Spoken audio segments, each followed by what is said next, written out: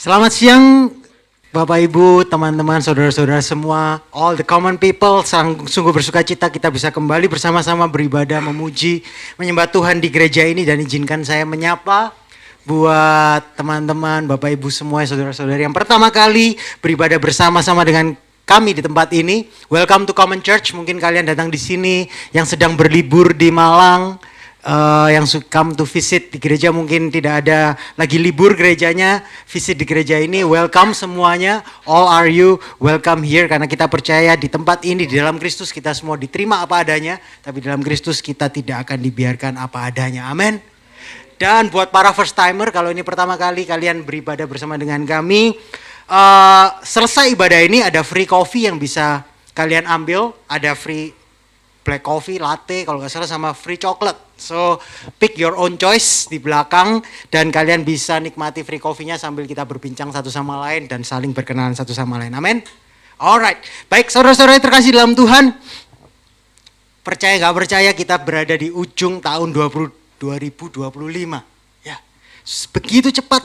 Tapi setiap kali kita tiba di ujung tahun ada satu pengalaman yang hampir semua kita alami ya. Saya percaya baik usia dari tua sampai muda, pria, wanita, semuanya. Entah kita siap atau tidak, entah kita menginginkannya atau tidak, hati kita seakan terdorong untuk bertanya kan, bagaimana ya tahun 2025 ini berjalan? Apa yang terjadi sepanjang tahun ini dalam hidupku? Apa yang berubah? Apa yang hilang? Atau mungkin apa yang telah kita capai sepanjang tahun ini? Bisa dikatakan bahwa akhir tahun adalah secara alami menjadi momen refleksi bagi kita semuanya. Makanya di ibadah terakhir di tahun 2025 kita ambil ibadah reflektif ya. Makanya kita nggak pakai musik yang hingar-bingar, kita pakai akustik untuk kita juga bisa mengambil momen refleksi di akhir tahun ini. Bagi sebagian kita, tahun 2025 mungkin dikenal sebagai sebuah tahun yang penuh pemeliharaan Tuhan. Ada berkat-berkat Tuhan yang nyata, ada pintu-pintu yang terbuka mungkin, ya, ada kekuatan yang kita terima, bahkan kekuatan di luar yang kita bayangkan. Dan kita bisa berkata jujur, Tuhan terima kasih, Engkau baik. Tapi saya juga tahu bagi sebagian dari kita, mungkin tahun 2025 adalah tahun yang sangat amat berat.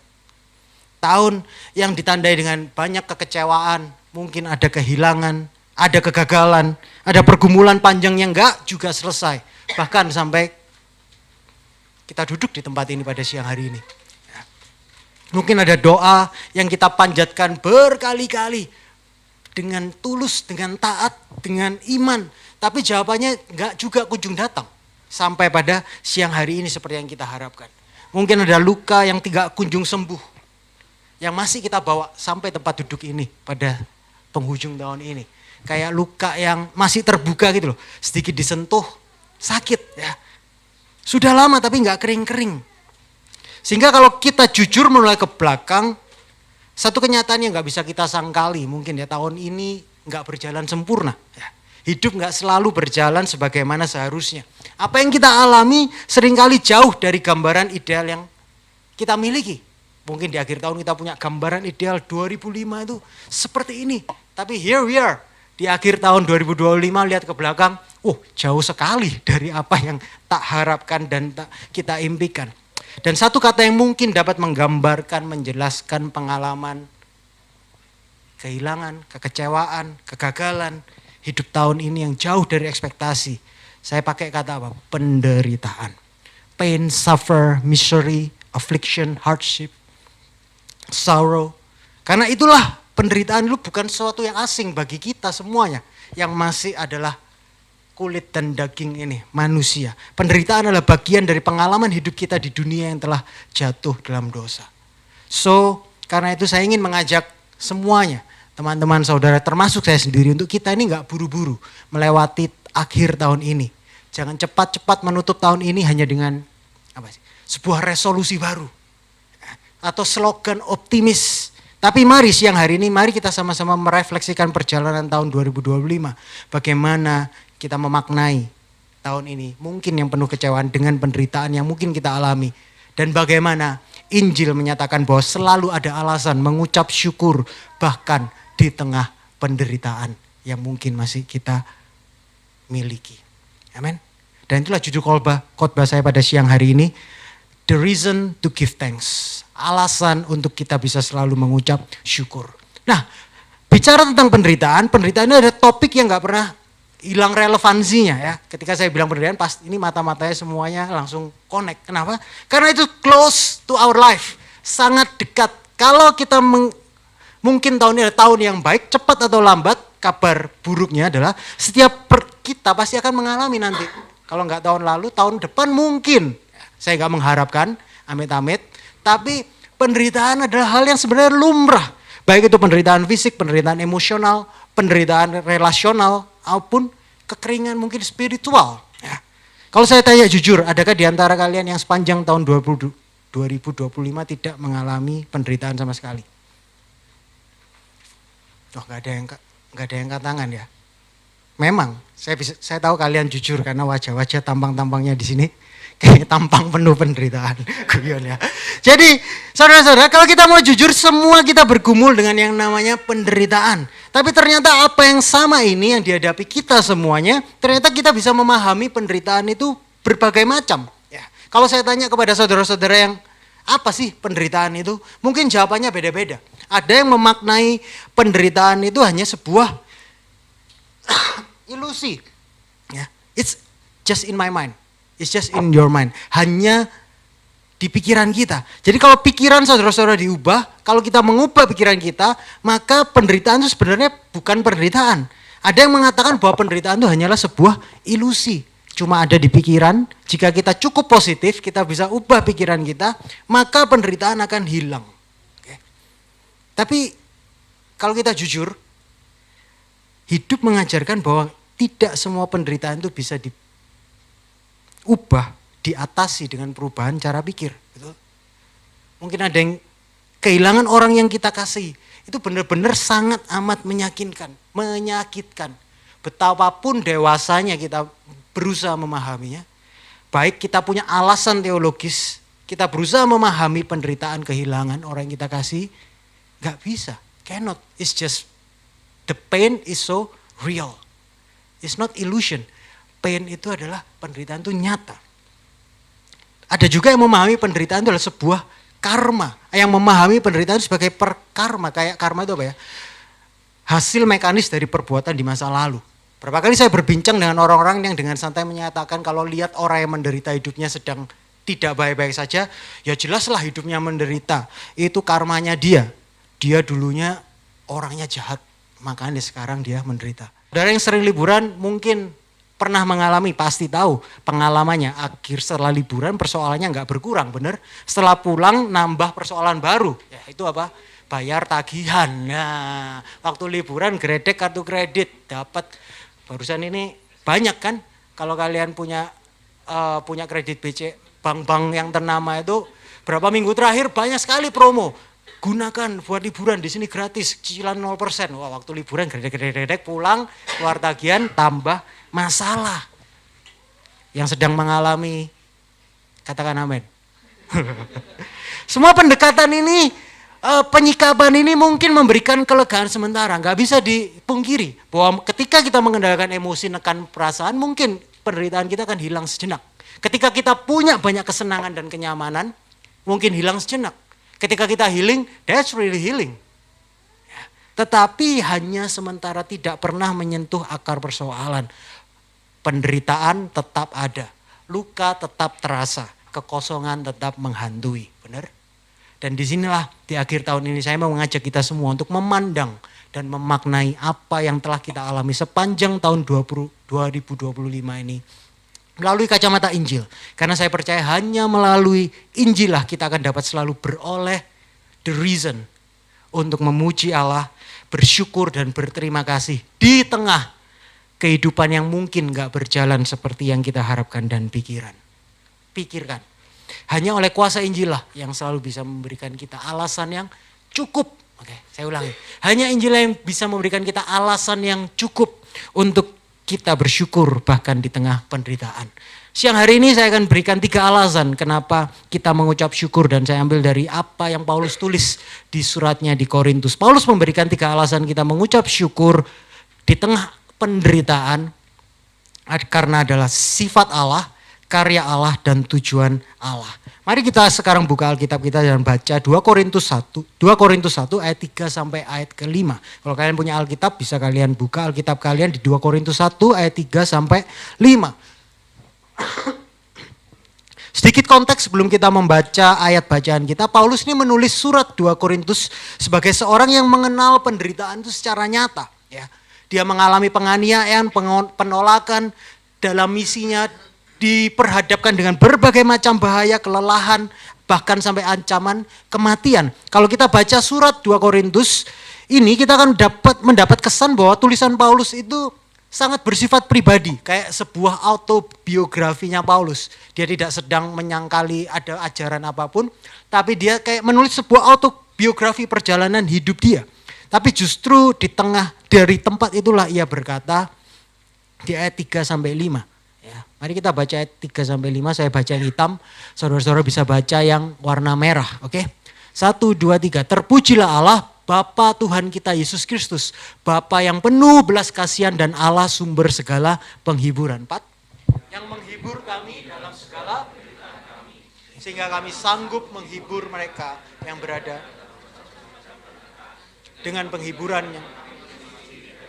Sebab sama seperti kami mendapat bagian berlimpah-limpah dalam kesengsaraan Kristus, demikian pula oleh Kristus kami menerima penghiburan berlimpah-limpah. Alasan pertama yang kita pelajari adalah kita bisa mengucap syukur karena sifat Allah. Ayat 3 dikatakan, terpujilah Allah Bapa Tuhan kita Yesus Kristus, Bapa yang penuh belas kasihan dan Allah sumber segala penghiburan. Perhatikan bagaimana Rasul Paulus membuka bagian ini di tengah penderitaan yang nyata. Ia berkata, terpujilah Allah. Paulus tidak memulai suratnya dengan sebuah keluhan, tidak dengan meminta penjelasan, tidak dengan membela diri, tapi ia memulai dengan sebuah pujian. Dan pujiannya sangat spesifik. Paulus tidak berhenti pada kata terpujilah Allah, tapi ia berkata Allah Bapa Tuhan kita Yesus Kristus. Dengan kata lain, Paulus sedang berkata Allah yang aku puji ini bukan sebuah konsep abstrak, bukan hanya sebuah kekuatan kosmis atau semacam kekuatan adikodatri, tapi melainkan Allah yang aku puji adalah Allah yang telah menyatakan dirinya di dalam Yesus Kristus. Tapi kemudian ayat ini juga melanjutkan, bahwa Paulus melanjutkan pujiannya dengan menyatakan Allah yang dia puji di dalam nama Yesus Kristus adalah Allah yang punya sifat spesifik, yaitu apa? Allah yang penuh belas kasihan dan sumber segala penghiburan. Dan ini alasan pertama kita bisa mengucap syukur bahwa sifat Allah ini yang penuh belas kasihan dan sumber segala penghiburan itu, sifat Allah ini tidak pernah berubah. Nah, saya mau menjelaskan sedikit tentang frase penuh belas kasihan dan sumber segala penghiburan. Kalau kita lihat dua frase ini, Bapa yang penuh belas kasihan dan Allah sumber segala penghiburan yang ditulis di 2 Korintus 1 ayat 3 tadi. Saudara gak usah memikirkan itu poinnya beda, keduanya itu paralel dan sejajar. Bapa yang penuh belas kasihan itu sejajar dengan Allah sumber segala penghiburan. Jadi ayat 3 itu berarti bicara pertama tentang Bapa yang penuh belas kasihan, lalu kedua Allah sumber segala penghiburan. Mungkin kata dan itu membuat seolah-olah ada dua pribadi dari Allah yang punya sifat berbeda, yaitu pribadi yang penuh belas kasihan dan sumber segala penghiburan. Tapi tidak, Paulus di sini menyetarakan ini pribadi Allah yang sama, yang sumber segala penghiburan itu menerangkan yang penuh belas kasihan, dan penuh belas kasihan artinya pasti sumber segala penghiburan. Jadi sebetulnya ini bicara tentang Allah yang kita sebut Bapa dan bicara tentang Allah yang penuh belas kasihan sebagai sumber penghiburan. Sehingga kalau benar demikian maka kesimpulannya adalah belas kasihan Allah Bapa itu bukan sekedar ekspresi perasaan, melainkan selalu diwujudkan melalui sebuah tindakan nyata, yaitu memberikan penghiburan. Nah, saya akan coba jelaskan supaya kita lebih bisa mengerti. Di sinilah kita melihat perbedaan yang sangat jelas antara manusia dengan Allah. Saya mau tanya, berapa sering kita sebagai manusia merasa kasihan tapi hanya berhenti di perasaan? Kita berkata dalam hati kalau lihat orang yang menderita, aduh sakno ya kalau bahasa Malang ya, kasihan ya. Tapi kita gak melakukan apa-apa. Kalau belas kasihannya berhenti di perasaan itu sebenarnya bukan belas kasihan sejati. Karena belas kasihan itu paralel dengan sumber segala penghiburan. Artinya kalau saudara berbelas kasihan kepada orang lain, maka saudara akan melakukan sesuatu untuk menghibur. Sumber segala penghiburan dalam bahasa Inggris dikatakan bring comfort. Comfort bagi orang yang sedang menderita. Siapa yang pernah menolong orang yang jatuh dari sepeda motor di tengah jalan? Yang berhenti nolong bawa pinggir jalan. Saya nggak tanya yang selalu menolong, tapi yang pernah menolong orang yang jatuh di pinggir jalan naik motor. Satu, puji Tuhan. Dan nggak ada, waduh. Padahal banyak loh di jalan-jalan ini. Bukannya saya seksis, tapi banyak kaum hawa itu sering terjatuh dengan sendirinya di jalan ketika naik motor. Tapi kan sering ya kita lihat orang terjatuh di motor pas lewat, kita dalam hati bilang, aduh sanone rek, aduh kasihan ya. Tapi pernah gak kita berhenti untuk melakukan sesuatu? Saya pernah menolong seorang yang jatuh dari motor. Saya merasa berbelas kasih dan saya berhenti kemudian menolong dia. Pernah, oke, gak selalu. Ada waktu lewat iya, tapi pernah. Poin saya ada gini loh. Kalau kita berbelas kasihan, berarti kita itu seharusnya juga melakukan sesuatu. Percuma kita merasa berbelas kasih tapi nggak ada tindakannya. Tapi realitasnya kalau kita jujur, kita manusia sering berbelas kasih, tapi kita tidak memberikan penghiburan kepada orang yang kita berbelas kasihan. Tapi Allah tidak demikian. Dikatakan di ayat 3 tadi, bahwa Ia adalah Allah, Bapa yang penuh belas kasihan dan sumber segala penghiburan. Sifat Allah yang berbelas kasih dan memberi penghiburan ini satu paket, tidak terpisahkan. Amin. Tidak terpisahkan. Tapi mungkin kalian bertanya, di mana penghiburan Allah?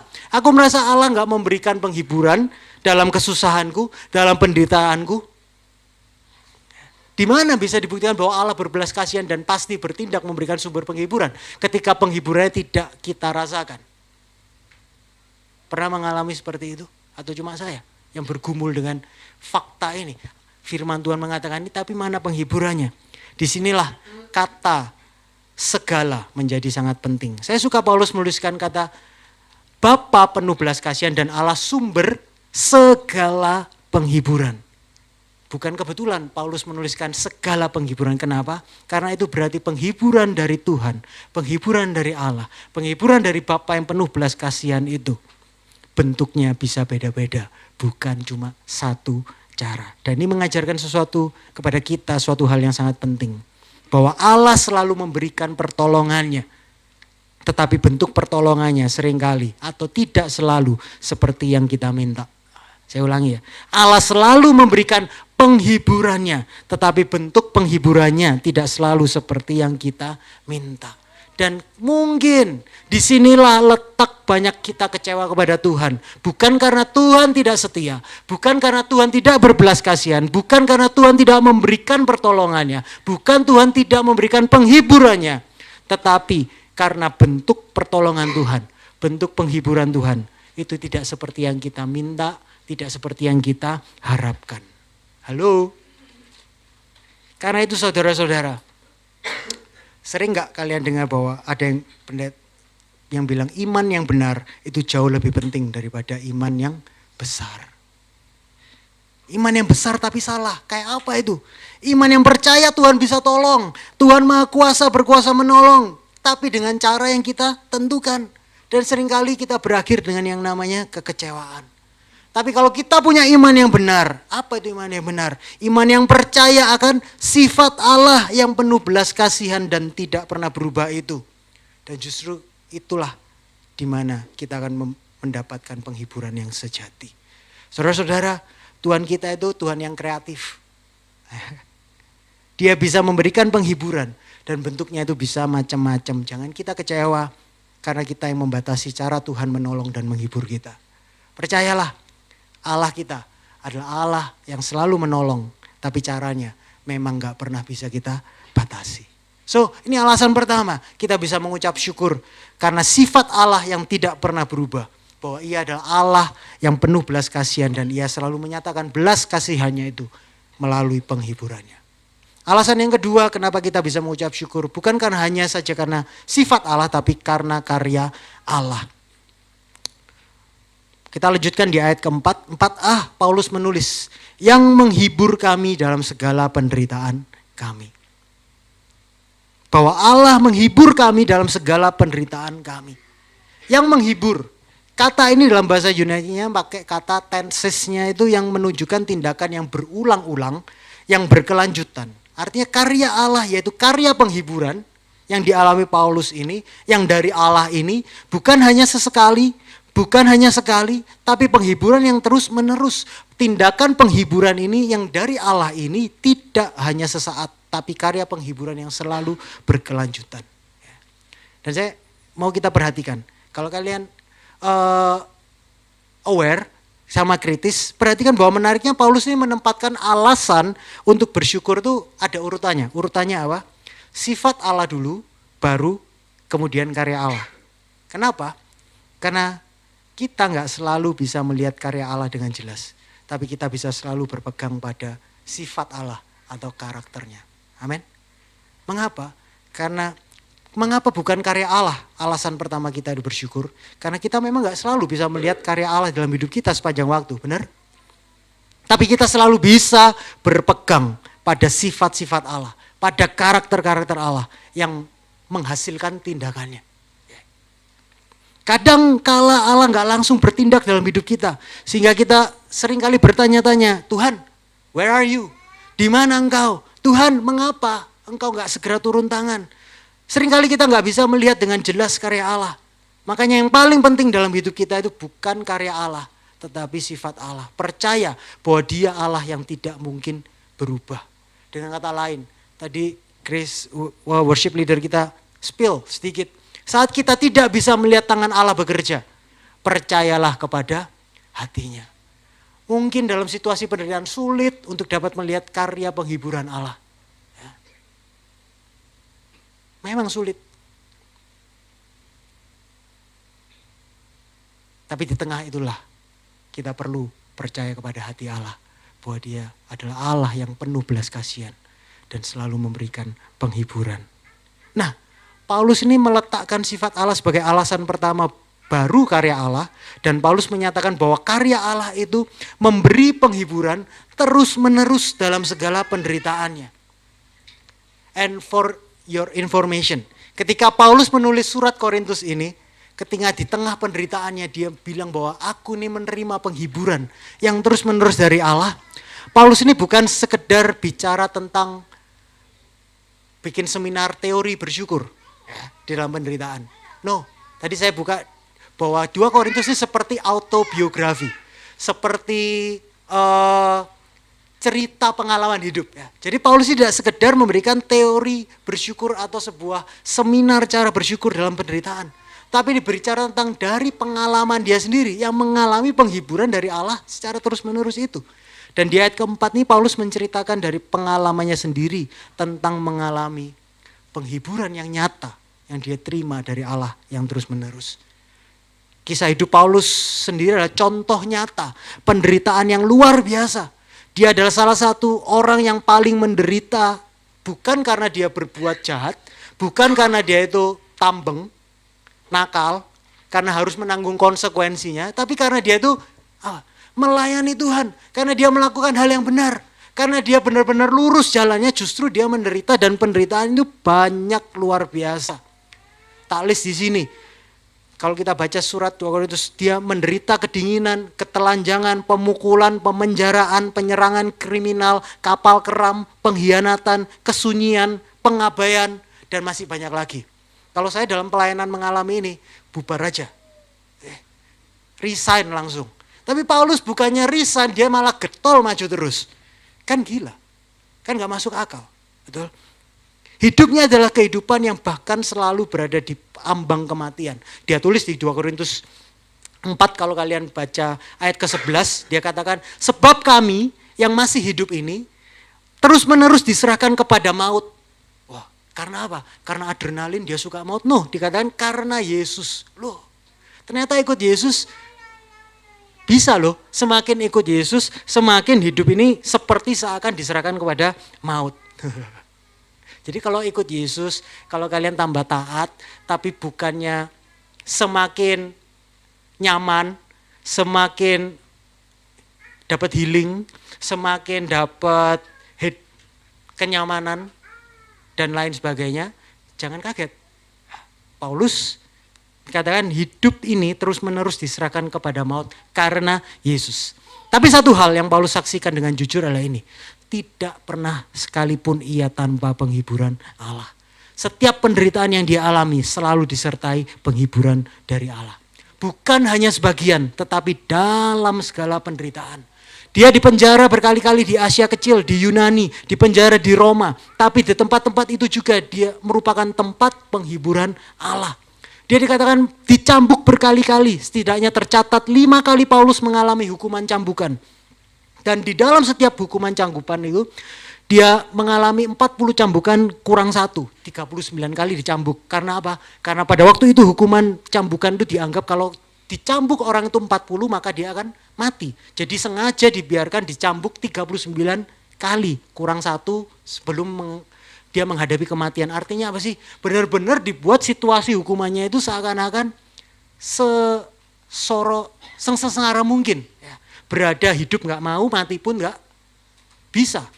Sungguh sangat sengsara. Bayangkan Paulus harus melalui hari-hari penyembuhan yang menyiksa dari luka-luka cambukan itu. Tapi di tengah semuanya itu, ia mengalami penghiburan Allah. Dia dikatakan pernah dilempari batu. Dengan batu-batu yang besar dilemparkan ke tubuhnya. Tapi di sana juga ia mengalami penghiburan Allah. Dia terombang-ambing seperti puing-puing di laut lepas. Bukan cuma 1 kali, tapi 3 kali. Ya. Ia kembali merasakan penghiburan Allah. Di dalam kerja keras dan kesusahan, melalui banyak malam tanpa tidur, di dalam kelaparan, kehausan, bahkan seringkali kedinginan, Paulus mengalami penghiburan Allah. Tidak pernah sekalipun ia tanpa penghiburan Allah. Dan justru di dalam penderitaan itulah kuasa Allah itu nyata bekerja. Apa artinya bagi kita semuanya saat ini? Mungkin kita gak mengalami apa yang dialami Paulus, benar? Kalian gak ada yang dicambuk kan? Kalian gak ada yang karam kapal 3 kali dan lain sebagainya. Tapi ini loh, ketika Paulus menceritakan ini bukan usaha untuk menghibur diri karena melihat penderitaan orang lain lebih susah daripada kita. Kadang kan kita ketika baca ini bayangannya, aduh lihat loh, Paulus saja kayak gitu gak komplain, bisa mengucap syukur. Masa kamu cuma sedikit aja gak bisa mengucap syukur. Tapi kadang kita kasih nasihat, by the way, kadang kita kasih nasihat kelihatan benar padahal jauh banget dari kebenaran. Pernah gak dengar? Kamu tuh harusnya bersyukur kondisimu walaupun begini. Coba lihat, banyak orang hidupnya lebih susah dari kamu. Makanya kamu itu harusnya bersyukur. Kelihatannya benar nasihatnya ya, tapi kalau dipikir-pikir itu kan jahat banget gitu loh. Kayaknya kita ini baru bisa bersyukur, kita ini bisa berbahagia kalau kita lihat orang lain lebih menderita dari kita, benar? Jadi kita ini baru bisa bersyukur jika kita lihat orang lain itu lebih susah. Jadi kita butuh orang lain lebih menderita supaya kita bisa lebih bahagia. Itu kan egois. Alkitab tidak mengajarkan rasa bersyukur yang seperti itu dan cara bersyukur seperti itu. Ajaran Kristen tidak ada yang seperti itu ngajarinya. Nah, ketika kita pembaca Paulus menceritakan biografinya yang begitu menyedihkan, yang begitu banyak penderitaan, saya percaya Paulus nulis cerita pengalaman penderitaannya ini bukan untuk pembacanya, bukan untuk kita, ini membandingkan penderitaan Paulus dengan penderitaan kita, supaya kita bisa bersyukur. I don't think so. Tetapi ini yang saya percaya, bahwa Paulus menuliskannya, dia list semua penderitaannya, untuk kita bisa lihat bahwa penderitaan kita memang gak ada bandingannya sama dia. Tetapi untuk kita memahami, jika Paulus yang begitu menderita diberi penghiburan. Paulus yang begitu luar biasanya menderita ditolong dan ditopang Allah. Maka itu artinya saya yang penderitaannya bahkan tidak ada apa-apanya dengan Paulus. Pastinya Allah yang sama yang bekerja di dalam hidup Paulus. Ada Allah yang sama yang juga bekerja dalam hidup kalian dan saya pada hari ini. Caranya memang bisa beda, tetapi Allah kita sama. Kuasa penghiburannya sama. Allah yang menopang Paulus adalah Allah yang sama yang menopang kita hari ini. Amin. Yang sepakat dengan saya bisa katakan amin.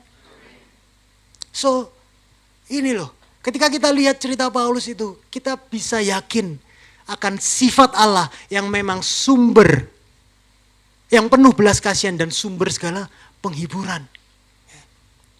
So pertanyaan reflektif kita, untuk kita bisa renungkan siang hari ini.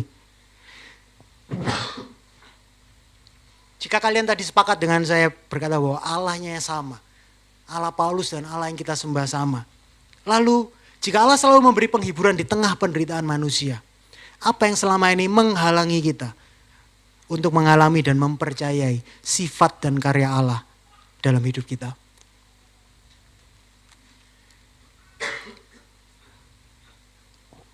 Alasan yang ketiga untuk kita bersyukur, selain sifat Allah, karya Allah. Kadang kita berpikir, kenapa kok kita harus menderita?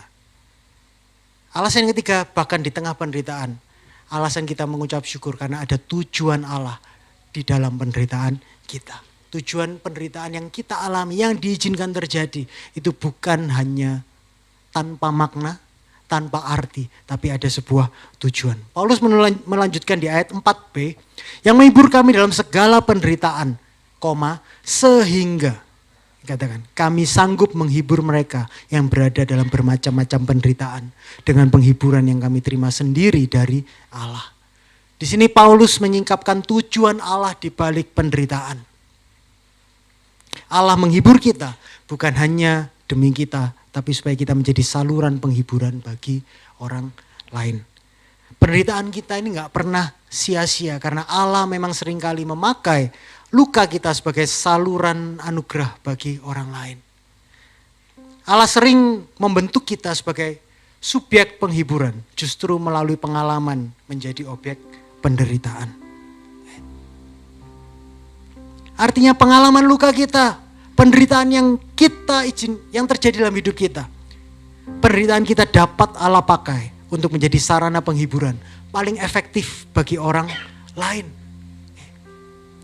Siapa yang paling efektif dapat menghibur seorang yang terluka di dalam keluarga yang broken home? Seorang yang pernah lahir dan besar di keluarga broken home.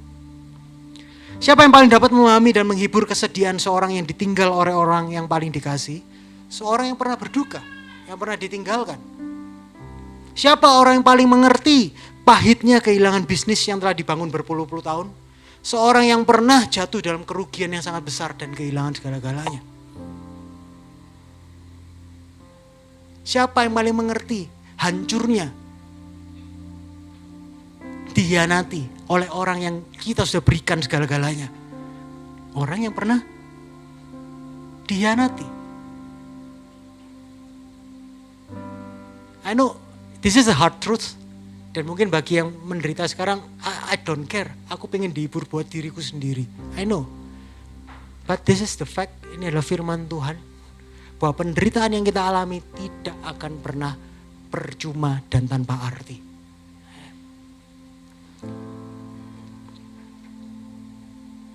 Penderitaan kita tidak pernah sia-sia. Karena Allah sering membentuk kita sebagai subjek penghiburan melalui pengalaman kita terlebih dahulu sebagai objek penderitaan. Dan ini juga berarti penderitaan kita tidak hanya bertujuan membentuk kita secara pribadi, tapi juga berdampak secara komunitas, secara komunal. Ketika kita menghibur sesama kita dalam komunitas, kita sedang mengambil bagian dalam karya Allah sendiri. Kita menjadi perpanjangan tangan Tuhan dari penghiburan yang kita terima. Makanya ketika kalian menderita, naluri kita adalah kita menjauh, kita menyendiri. Tapi ayat yang tadi kita baca justru yang menghibur kami dalam segala penderitaan kami, sehingga kami sanggup menghibur mereka yang berada dalam bermacam-macam penderitaan. Siapa yang disuruh Tuhan menghibur mereka yang sedang berada dalam bermacam-macam penghiburan? Manusia, kalian dan saya yang lebih dulu pernah menderita. So that's why di gereja ini juga kita selalu menggaungkan join our life group. Bukan untuk having fun saja, bukan untuk senang-senang, tapi that's the place di mana ada musimnya kita perlu dihibur. Dan ada musimnya kalian juga dipanggil untuk menghibur. dalam penderitaan apa yang kita alami, kesusahan apa, kecenderungan kita adalah menyendiri, and I'm fighting for myself. I have enough power. Aku punya kekuatan untuk aku berjuang sendiri. I and God. Tapi kebenaran firman Tuhan tidak ciptakan kita untuk berjuang sendiri. Yes, Tuhan kasih kita kekuatan. Tapi Tuhan juga beranugerah untuk membuat kita, memberikan kepada kita sebuah komunitas iman. So, mungkin ada dari saudara yang belum dapat mengerti mengapa harus mengalami apa yang saudara alami di tahun 2025 ini.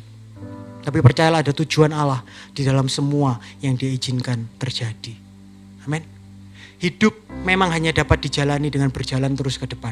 Tapi seringkali baru kita bisa mengerti ketika kita menoleh ke belakang.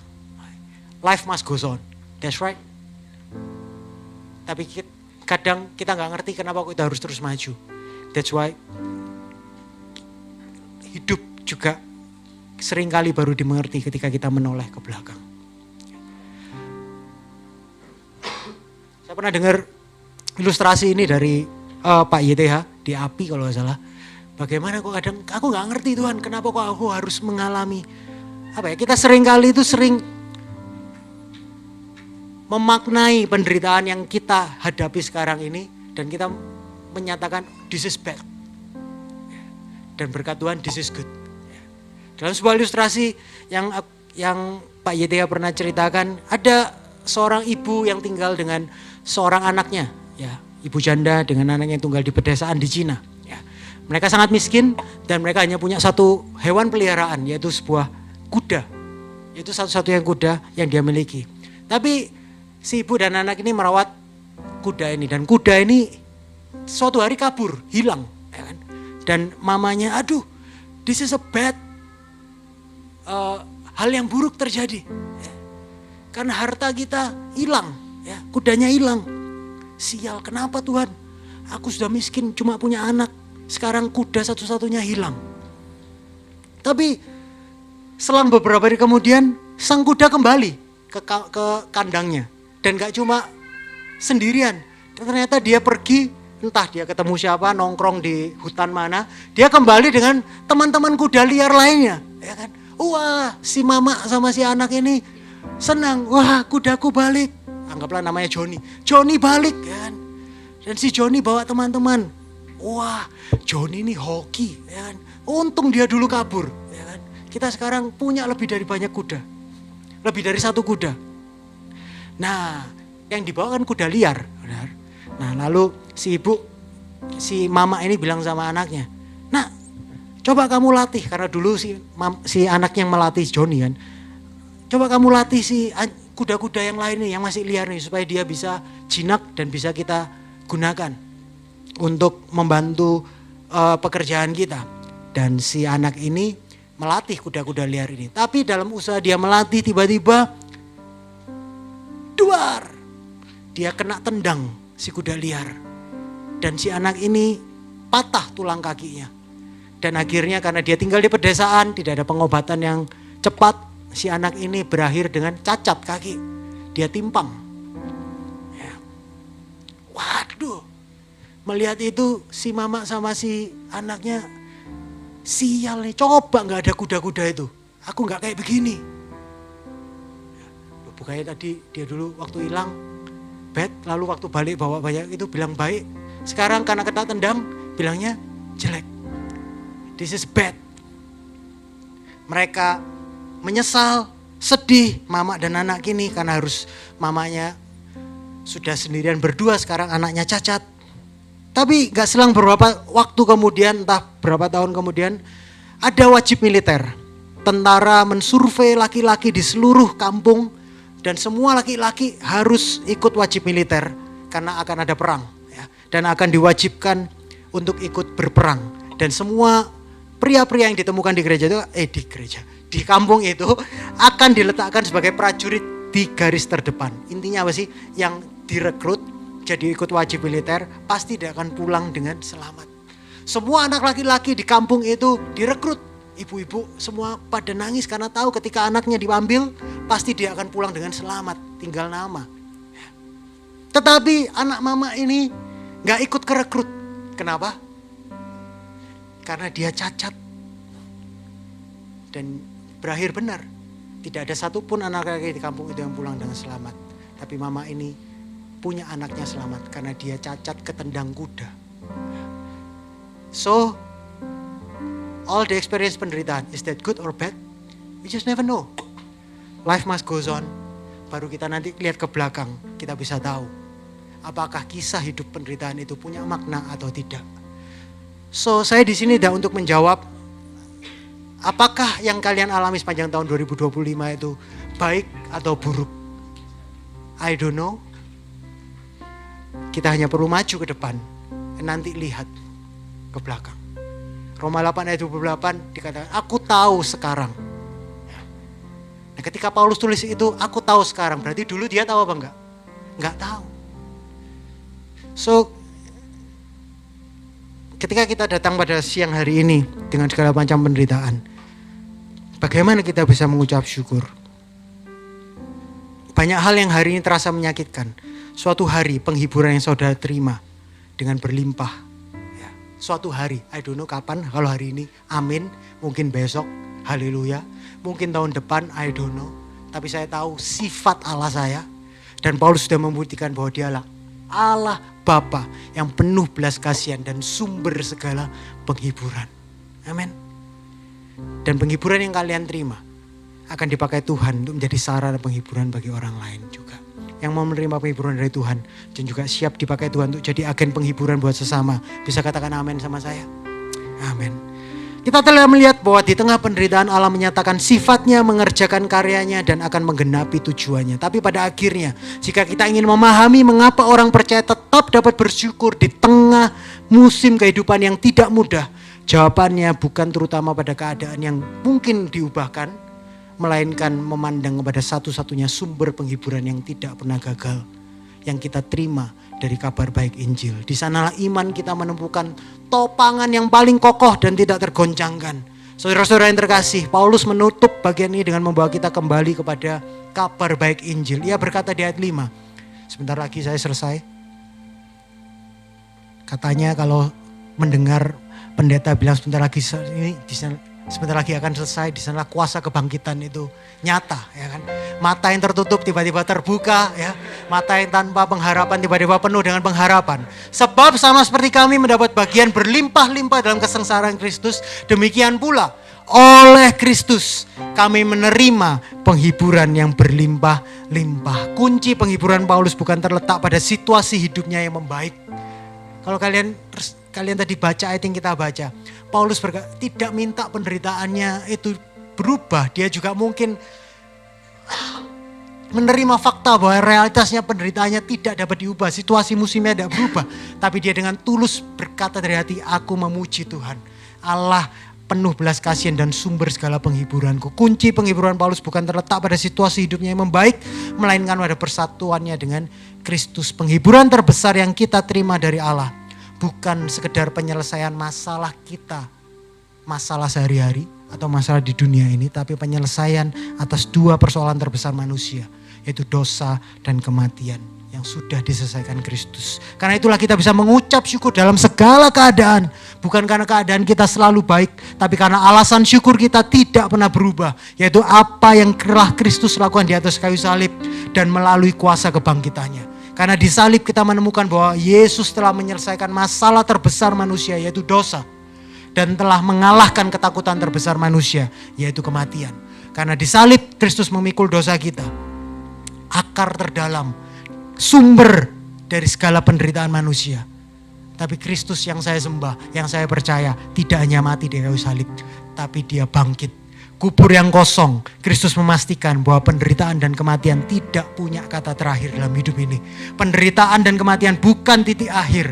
Oleh sebab itu pada akhirnya semua penghiburan kita orang beriman, harusnya alasan kita dapat selalu memuji Allah dan bersyukur kepada Dia adalah karena karya salib Kristus. Di salib kita melihat bahwa Yesus tidak menjauh dari penderitaan, tapi Ia masuk ke dalam penderitaan. Natal bukan berita bahwa raja segala raja itu melihat dari jauh tentang penderitaan manusia. Tapi dia masuk ke tempat penderitaan manusia. Kristus gak hanya memahami penderitaan kita, tapi ia memikulnya. Oleh sebab itu ketika kita lihat salib Kristus, seharusnya itu mengingatkan kita bahwa penderitaan kita yang kita alami bukan tanda ketiadaan Allah. Allah kita bukan Allah yang menghindari penderitaan. Dia justru merengkuh penderitaan. Dan penderitaan yang Allah kita rasakan at the cross, dia merengkuh penderitaan sakit itu. Dan disalib, penderitaan bukan hanya ketiadaan Allah, melainkan seringkali justru menjadi tempat kehadiran Allah yang paling nyata. Disaliblah bukti bahwa Yesus tidak hanya menderita karena dia terpaksa, tapi dia menderita di kayu salib karena dia rela, karena dia mengasihi kalian dan saya. Kita perlu lihat juga kubur yang kosong, karena kebangkitan mengingatkan kita bahwa penderitaan tidak memiliki kata terakhir. Ada pengharapan yang melampaui masa, melampaui situasi, bahkan melampaui kematian. Amin. Oleh karena itu saudara-saudara yang terkasih, kita bisa menutup tahun ini dengan ucapan syukur yang jujur. Bukan dengan ilusi bahwa semuanya akan baik-baik saja, tetapi dengan keyakinan bahwa kita punya Allah yang mengasihi kita, yang penuh belas kasihan, sumber segala penghiburan. Kita menutup tahun ini dengan ucapan syukur, karena kita yakin kita punya Allah yang setia. Ucapan syukur orang Kristen. Ucapan syukur yang alkitabiah, bukanlah syukur yang naif, tapi adalah ucapan syukur yang telah melewati air mata. Syukur yang telah bergumul dengan pertanyaan, why? Di mana? Mana engkau? Mana penghiburanmu? Syukur yang pada akhirnya ketika semuanya tidak kita mendapat jawaban, tapi kita bersandar hanya pada Kristus. Karena Kristus sudah membuktikan bahwa dia adalah Allah yang penuh belas kasihan dan dia dapat dipercaya. Bahwa Kristus adalah pusat dan sumber dari semua penghiburan. Sama seperti persatuan Paulus dengan Kristus adalah sumber penderitaannya. Demikian juga Kristus adalah sumber penghiburan yang melimpah baginya. Mungkin ada yang menderita karena kalian memang bersatu dengan Kristus. Kalian hidup mengenakan pakaian yang baru, identitas yang baru. Tapi itu membawa kita dalam penderitaan demi penderitaan. Tapi Paulus juga mengatakan penderitaan yang dialami karena Kristus juga membawa penghiburan yang berlimpah karena dia juga di dalam Kristus. Kita mungkin tidak tahu apa yang menanti di depan tahun 2026 dan selanjutnya. Tapi kita tahu siapa yang berjalan bersama dengan kita. Dan that's enough. Dan itu sudah cukup. So, saya akan tutup dengan 2 pertanyaan reflektif ini untuk kita semua renungkan di penghujung tahun ini. Kalau kalian mau, kalian bisa foto. Di tengah penderitaan dan pergumulan yang saya alami sepanjang tahun ini, apakah saya sungguh bersandar pada Kristus sebagai sumber penghiburan saya? Atau saya masih lebih berharap pada perubahan keadaan? Jika Allah telah menghibur saya melalui Injil Yesus Kristus, kepada siapa Tuhan memanggil saya untuk menjadi saluran penghiburannya di tahun yang akan datang? Dan biarlah 2 pertanyaan reflektif ini pada akhirnya dapat kita renungkan bersama-sama sebelum kita buat resolusi. Yang saya yakin hanya bertahan paling 2-3 bulan. Tapi mari kita renungkan terlebih dahulu dan memaknai perjalanan sepanjang tahun 2025 dalam setiap kehidupan kita masing-masing. Amin. Pada akhirnya kiranya perenungan akhir tahun ini tidak berhenti sebagai rangkaian pertanyaan semata. Tapi biarlah ini menjadi doa yang jujur di hadapan Allah Bapa yang membawa kita kepada pertobatan, membawa kita kepada ketaatan, dan membawa kita kepada hidup yang semakin memuliakan Kristus. Amin. Yesus, terima kasih Bapa. Kami yang penuh belas kasihan dan sumber segala penghiburan kami. Kami datang kepadamu dengan hati yang terbuka Tuhan. Kami mengakui bahwa sepanjang tahun ini tidak semua hal berjalan seperti yang kami harapkan. Ada hari-hari di mana kami kuat, tapi juga ada saat-saat ketika kami lelah, kecewa, terluka. Di momen-momen itu, kami sering mencari penghiburan bukan kepadamu, melainkan pada hal-hal yang lain yang tidak pernah sungguh-sungguh dapat menopang kami. Ampuni kami ya Tuhan. Hari ini kami kembali datang kepadamu, bersandar bukan pada perubahan keadaan, tapi pada pribadi Kristus, sumber penghiburan kami yang sejati. Terima kasih karena Engkau adalah Bapa yang penuh belas kasihan, yang tidak pernah meninggalkan kami di dalam setiap situasi musim kehidupan kami, termasuk dalam penderitaan kami. Terima kasih karena di dalam Kristus Engkau telah menyelesaikan masalah terdalam kami dan memberi kami pengharapan yang tidak dapat digoncangkan. Dan ya Tuhan, ketika Engkau telah menghibur kami dengan penghiburan dari-Mu, ajar kami untuk tidak menyimpannya bagi diri kami sendiri. Tunjukkan kepada kami siapa yang sedang Engkau panggil untuk kami kasihi. Untuk kami hibur dengan kasih yang sudah kami terima terlebih dahulu. Kami mau menyerahkan segala yang telah kami lewati sepanjang tahun ini. Dan segala yang akan kami hadapi di tahun yang akan datang.